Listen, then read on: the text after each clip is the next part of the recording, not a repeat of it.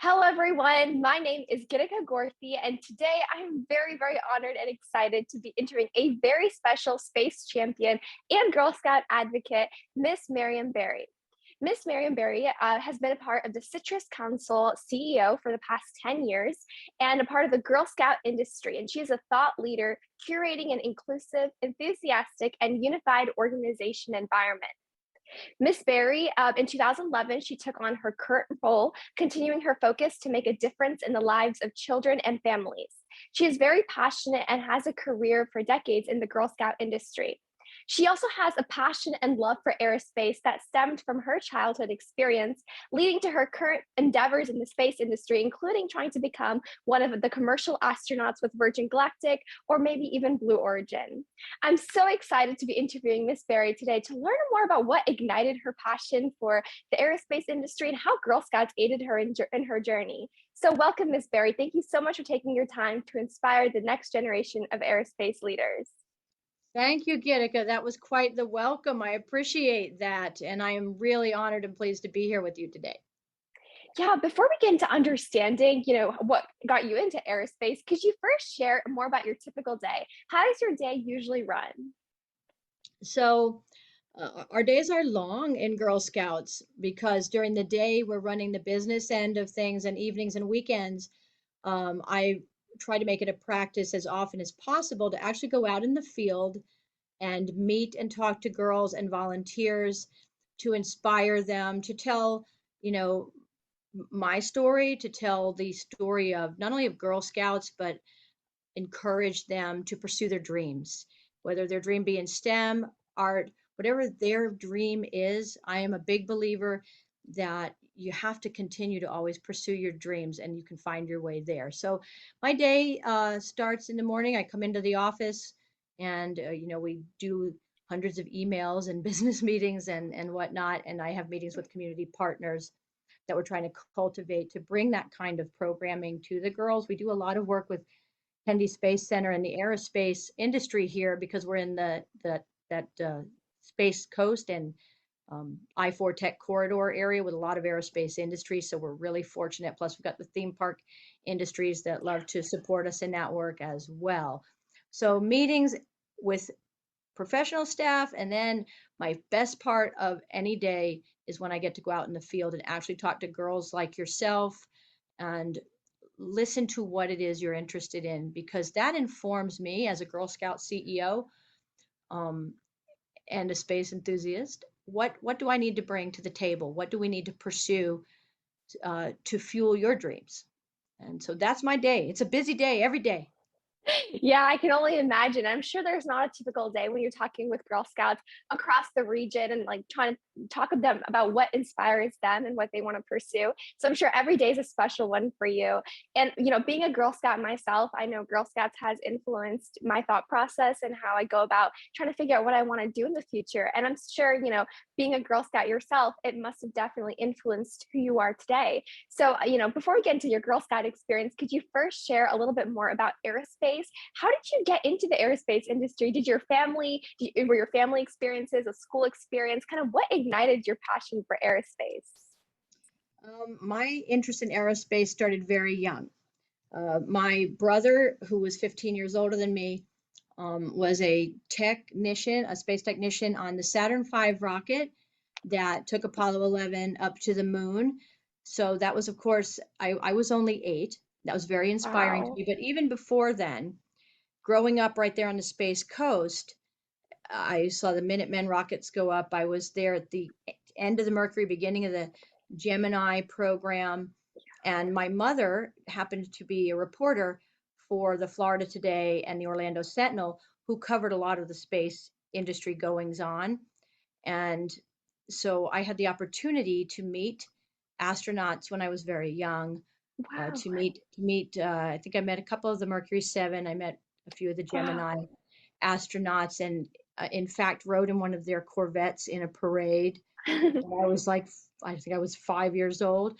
But having my father, an engineer, a telecom engineer who helped bring, the telecom and communications over to the Cape from the mainland when they were getting that really rolling and advancing the program. So I grew up ensconced in the aerospace industry at a very young age, at a very exciting time when, we were preparing to send someone to the moon.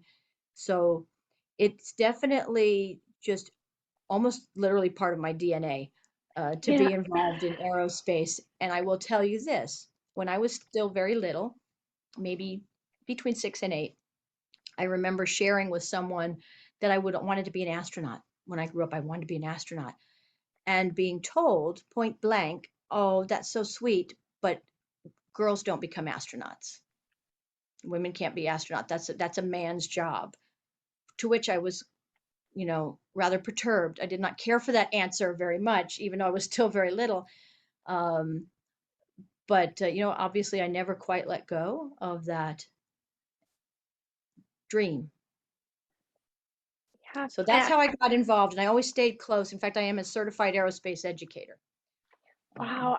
Yeah, I mean, I can totally see how just being part of that environment growing up, it must have really influenced your love for aerospace. And I like to think that aerospace is something that a lot of kids are interested in. And as they grow older, because of society or lack of awareness or information, they tend to kind of lose their interest because they don't realize the reality of how realistic it is really to have an aerospace career and to become an astronaut. It's not just a child's job, but it's a real thing that they can do. And a lot of kids, I think, as they age, they slowly drop on in that. And I know Girl Scouts is a big advocate in like having these STEM badges. And so, being a part of Girl Scouts and having this leadership position, did you ever, I mean, I'm sure you are, like, could you share some of the initiatives you might be doing to increase aerospace badges because you guys are in the coast to encourage girls to be a part of aerospace? we have a lot of programs, and probably the one that we're most proud of that we did recently, we developed a program with another not-for-profit sponsor or organization, I mean, Making Space for Girls. And in August, we sent 21 Girl Scout experiments and ideas. So we made it a STEAM competition. We did this nationally facing. It was a Citrus Council program, but we turned it outward and invited girls from across the country, Girl Scouts from across the country, to participate in sending either an essay, a piece of art that was space related, or an experiment idea, a proposal for an experiment.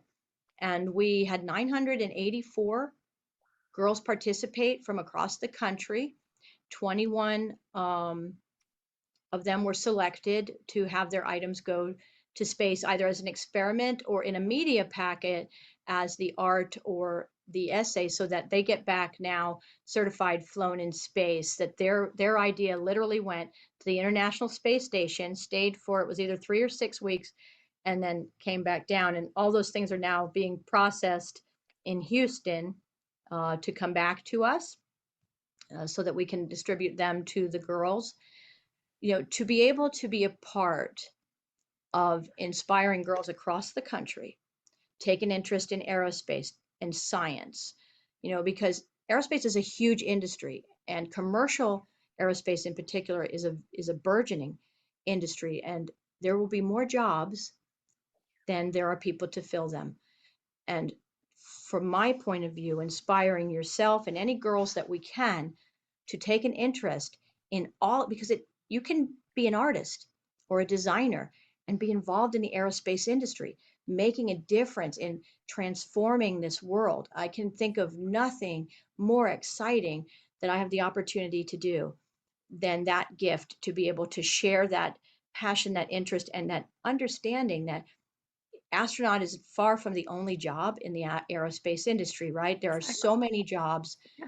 It takes a massive team. When I was just out at Blue Origin last week for that launch of New Shepard, it really impressed upon me even further the scope and the depth of the aerospace industry.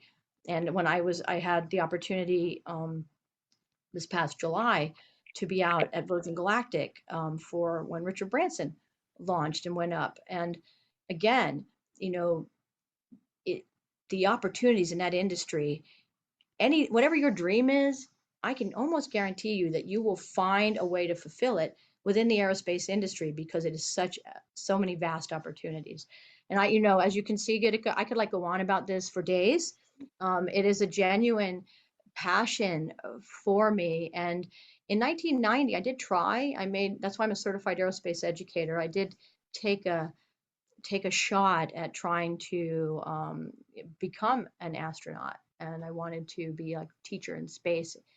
And I was working on biochem masters at the time because I was really trying to put all Wow. of my stuff together. And unfortunately, I injured my shoulder during the class 2 flight physical training, so I never made it into the candidate corps. But again, I never let go of my dream and found a way to go. So I'm so excited because I hope that I can set as a Girl Scout, an executive in the Girl Scout realm.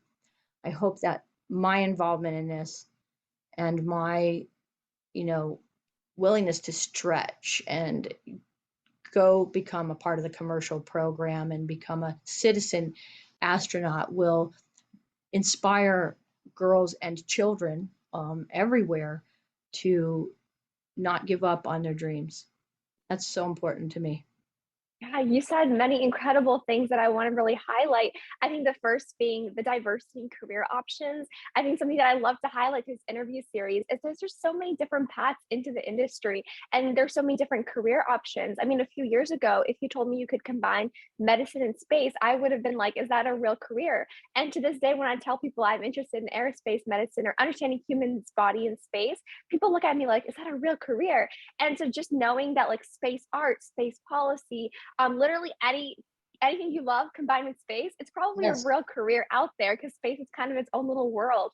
And it's something that I love to highlight through this interview series is those types of career opportunities for students, and just show them it is real. You can be a part of it. And I think what's even more important is, like you were saying, with commercialization in space, a lot of new job opportunities that currently don't even exist, or even that do exist, will multiply. There's going to be so many opportunities for everyone.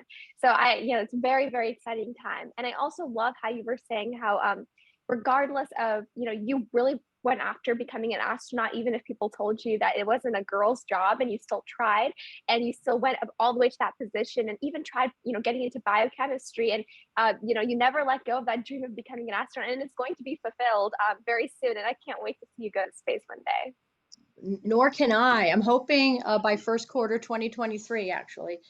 My fingers crossed hope is that before our 2023 convention, I will have flown. Again, Yes. space is hard, schedules move and change. So there are no guarantees, but we're going to keep our fingers crossed that that gets to happen because that would be awesome I and know that very me and a cool. bunch of other girls will be watching that flight, very inspired by all the work that you've done. Well, I hope it is inspiring because that's really the bottom line for me. If I can use this passion and the opportunities, I'm going to tell you, Girl Scouts actually created the opportunity for me to be able to go to that next level, because I had some partnerships already in the industry, but I was able to ratchet that up a notch and get to the right people to go out and meet the folks in Mojave Desert with Virgin Galactic and have that very passionate conversation like I just had with you about why this means so much to me, because they weren't taking anybody else at that point. And I onboarded with them in 2019 and they were on a pause. Um, and if I can, through these actions, inspire, but also demonstrate that the Girl Scout world is so vast. All of the connection points we have with the communities around us, the difference we make in our communities, and the difference those communities can make to girls, that message needs to be pounded home all the time, because there's just, whoops, I jiggled my laptop, I'm sorry. There's so much opportunity, and I have to give gratitude to Girl Scouts, and coming in to Citrus Council as a Girl Scout executive really gave me the pathway to finish fulfilling this dream. And that's amazing to hear. And I definitely love how you keep putting Girl Scouts out there and you're really trying to trying to inspire them, but also further the program, because the work that Girl Scouts and every Girl Scout is doing to change the community and be the girl the world needs, I think is very powerful. And you're taking all of us when you go on that flight. So I I'm hope very so. excited. I'm very excited. So I'm going to tell you one more little little factoid here. The patch, the mission patch for New Shepard 20 that just went up this past week with my friend Sharon Hagel on it, who is the CEO of Space Kids Global, and she is also a Girl Scout alum. And Oh, as a nod to the work we do together and a nod to the workforce of the future that are Girl Scouts today, there's a woman looking out of a cupola on the mission patch, and on her sleeve is a trefoil patch. So the mission patch for that launch actually took a piece of all of us with them when they went up. They all had a trefoil image on the sleeve of the woman who's actually on the mission patch. oh my Pretty God. cool. I did not know that. Oh my, now that's incredible. I have to go search that up now because I wish it was put out there more. That is incredible. That is, So I'm waiting for the digital copy, and I will be posting that and putting that out there, because Blue Origin did that as a surprise to Sharon and I. And it was just, when she sent it to me, I was like, we made the patch.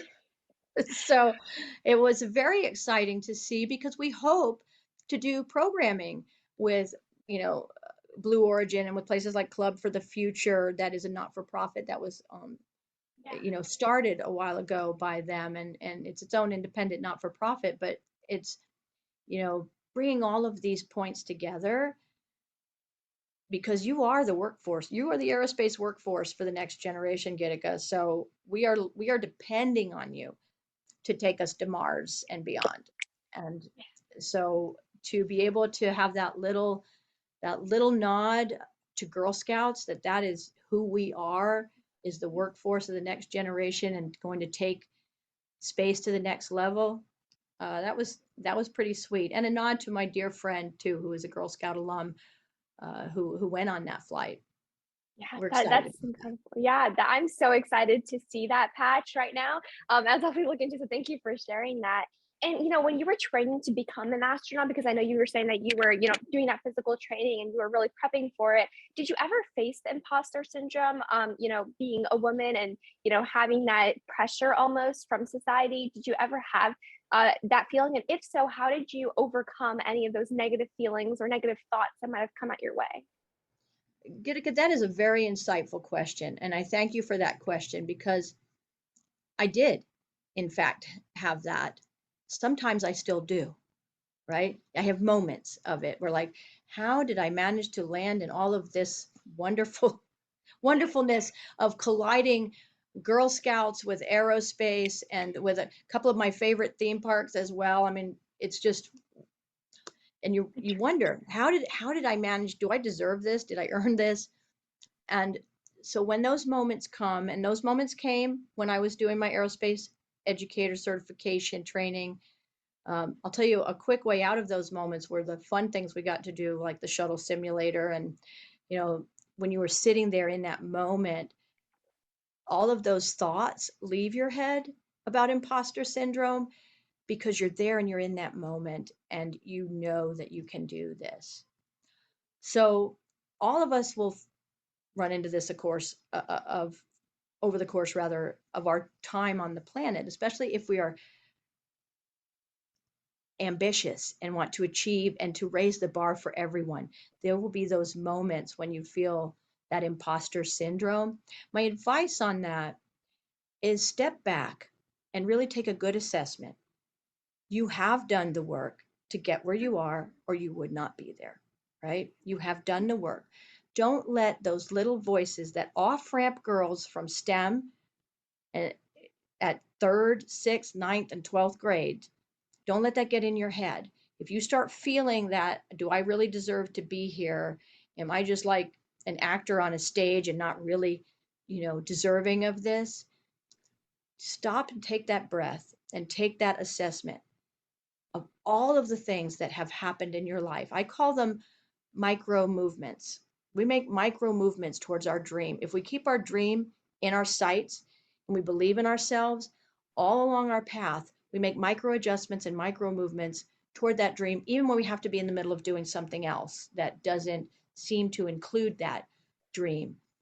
So never for one moment, when you are living your dream and on that pathway, give in to that imposter syndrome is my advice to girls everywhere. Take a breath, do that self-assessment and say, I absolutely deserve to be here. And not only am I going to do this to the best of my ability, I'm going to take it to the next level. And that shuts that down when you just take that moment to appreciate yourself and what you have to offer to everyone by continuing on your path. Yeah, that's very, very inspiring. And someone, next year I'm going to be going to college, and I know there's a lot of, girls, friends of mine who have really big ambitions. And I know everyone has that doubt at a point of time, Yes. almost fear, which I think is normal. And I think the way you were saying of like, talking to yourself about like, I deserve what I'm about to get into, or I deserve this because I worked for it. But also I think that's very incredibly inspiring. I also talked with another Girl Scout alumni, Mrs. Sylvia Acevedo, who was, a rocket scientist. And she was telling me how whenever someone would tell her that she wasn't good enough for something, she would ask them why, and she would try to fill those check boxes. And I think both of what you guys said are just such powerful statements about how we just can't back down if we have a passion for something. And that's so inspiring. So thank you so much for sharing that. I think And you've had some good interviews with a lot of interesting people.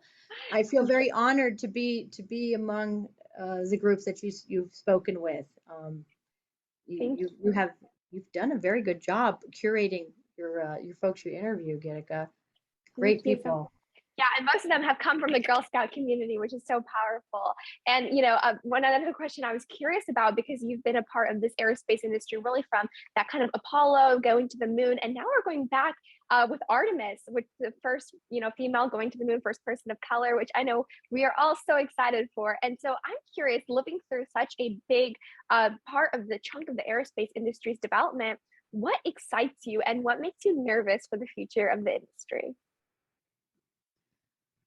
I think, well, what excites me is what we're getting ready to do. I mean, to go back to the moon and to seriously look at developing the moon as basically the launch pad, so to speak, for going to Mars. I mean, it would, from an energy conservation standpoint, that's really important, right? To kind of figure out how we're gonna, there has to be a waypoint. Um, the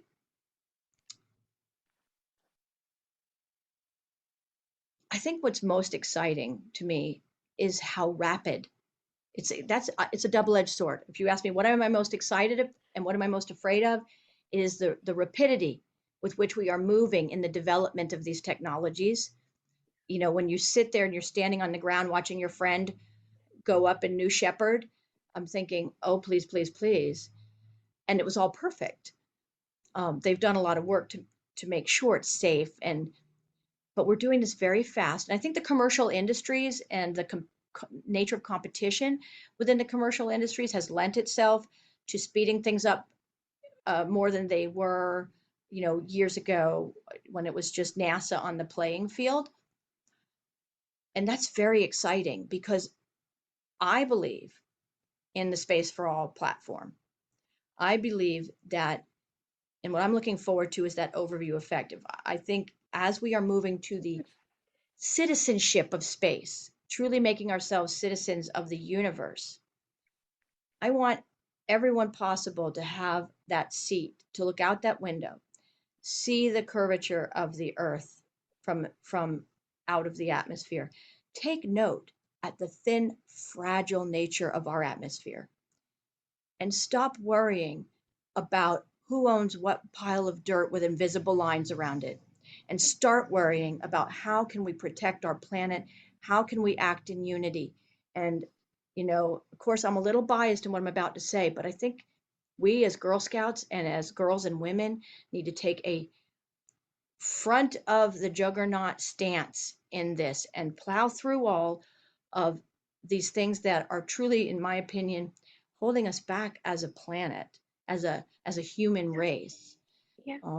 So that's what I hope will come of this. That's what I'm most excited about, is that more people and just like with airline flight, Gitika, I think the prices will start coming down to like normal people, middle Yeah. class level, and not and but when you hear people say, oh, it's just billionaires taking a joyride, I'm going to tell you that I take take I don't want to use the word offense, but I push back on that. And I push back on that because every single one of these folks is risking their lives for the advancement of science and engineering and growing the planet so that more people can truly understand the fragility and the beauty of this world. Just think about this. You fly out, and space itself, once you get past the atmosphere, is pitch black. You don't Yeah. see stars, you don't, it's pitch black. But you turn around and you see the earth, bright Yeah. and blue with a very thin layer protecting us from everything else. Yeah. I can think of nothing that would ground you in the reality of how we are all one human race more than that. I think Yeah. that's a very exciting and important part of what we're doing in the future. I want us to do it rapidly. I do have reservation about pushing technology too quickly, as would anybody, right? You want to make sure we're all safe. I do have faith that they are doing that. However, I have faith they are really being mindful of human safety, the H factor in the business. So I know I probably gave you more of an answer than you Yeah. wanted there, but as you can see, the two things, I'm very passionate about Girl Scouts. I'm very passionate about aerospace. My family, my faith, these are the things that I think all converge and inspire me. I want to see my grandchildren be able to do this just the same way we fly airplanes now. Yeah. And I think some of the things you were saying were so powerful about, how I think a lot of people talk about this overview effect. And I think it's so important that with this time, I feel like there's a lot going out around in this world, and we all have common problems that we need to unite together, not differentiate or separate, but come together as one. And I think this overview effect that many people talk about, which hopefully one day we both can experience, is something that's powerful that can help us realize how we are one world. Really, there are no differences. We need to work together. We are one. And I think aerospace itself is an industry that was built off of differences, but can come together as one, and we Very can good. advance together. So I can see how it can be a form of unity. And I'm excited for that. And, now that we were able to understand more about how really Girl Scouts, your faith, and aerospace is a big part of your life. One final question that I ask every interviewer is, what final piece, I know you've given plenty of advice, but what final piece of advice would you give for the next generation of students who are interested in STEM, aerospace, really just any career? Something that you wish someone told you when you were maybe in high school or entering college? It's actually pretty simple, and it is what has driven my success from the time I was actually before high school, probably middle school, um, through today. And that is, don't take opportunities for granted and never let one pass you by. Things will be put in your pathway, and they may or may not seem like they fit, but you really need to take an excellent analysis of opportunities because you know, I've done things and across my career that as I faced the opportunity that was handed to me, and being a Girl Scout CEO was one of them. I'd never been a Girl Scout CEO before. I was a Girl Scout a CEO rather of two other not-for-profits. I've been a not-for-profit CEO for over 25 years, the last 10 with Girl Scouts. And, I kind of cocked my head to the side and said, well, I don't think I know enough about that industry. And then I stopped and said, but I in fact do. I'm a woman, so I understand that part, but I know how to run a not-for-profit business. And the industry is meaningful to me. Everything I've ever done in my career has had to do with elevating women and children. And so I took that leap. 10 years ago, I took a leap out of a job. I was recruited in. So I took a leap out of a job that I was very comfortable in, and I wasn't job hunting. I wasn't looking. Um, but the opportunity was placed before me, and it has turned out to be the pinnacle opportunity of my career, um, and brought things to my life through meeting people who I was able to find those pathways. So never pass up an opportunity and always believe in yourself. And when you have moments that you're not believing in yourself, go talk to somebody who does. Let them reinforce you. Um, because as I said earlier, if you keep your dreams, no matter what pathway, because I'm telling you, my career took a few jigs and jogs and interesting pathways. but I never lost sight of my true innermost dream about space and the space industry. And I just kept making those micro movements. So that's my advice.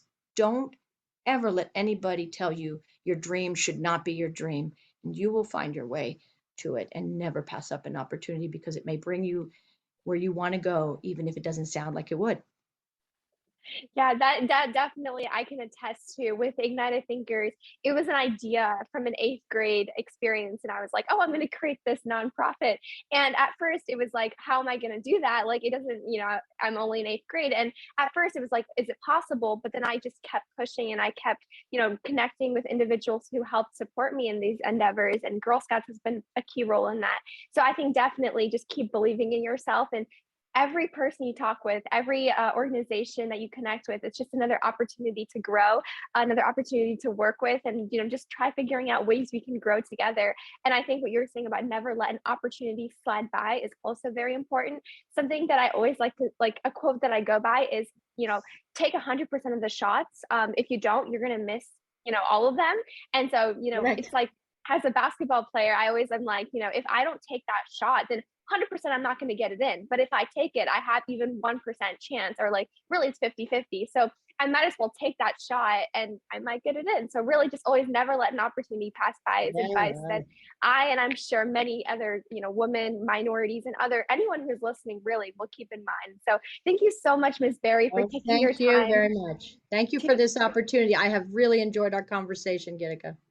Yeah, me too. Thank you so much. And I'm really excited to looking, maybe a YouTube video one day, or just, being in person, hopefully, just seeing you launch up there with Virgin Galactic. I'm very exciting, and I'm excited for 2023. So You thank you need so to much. you need to come to the 2023 convention, and we'll meet in person, and I bet you we can get you some interviews with some of my friends who are astronauts here on the Space Coast, and that would be a fun addition to your portfolio of video interviews. So, That would be yeah, a I hope huge we'll see you honor. there. A huge honor. So thank you so much, Miss Barry. All right, thank you.